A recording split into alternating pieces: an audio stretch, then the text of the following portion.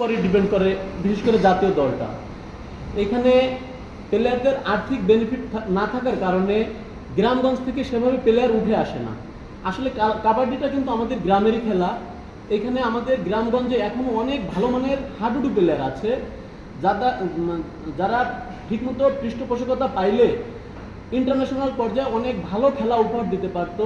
তাদেরকে সেভাবে যদি আমরা সুযোগ করে দিতে পারতাম, তাহলে আমাদের আন্তর্জাতিক পর্যায়ে পদক আনা অনেক সহজ হতো। কিন্তু আসলে এখানে আর্থিক সচ্ছলতা না থাকার কারণে সেভাবে আমরা প্লেয়ারদেরকে আনতে পারি না। আজকে যদি সার্ভিসেস টিম না থাকতো, তাহলে আমার মনে হয় বাংলাদেশ কাবাডির অবস্থানটা একদম তলানিতে ঠেকতো।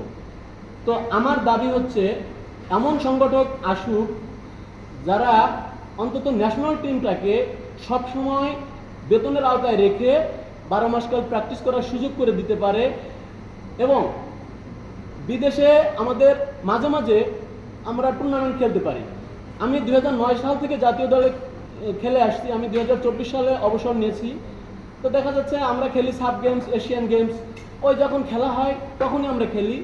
একটা বিদেশের টিমের সঙ্গে খেলতে গিয়ে আমরা দেখা যাচ্ছে ওদের খেলার ধরনটা বুঝতেই ম্যাচ আমাদের আয়ত্তের বাইরে চলে যায়।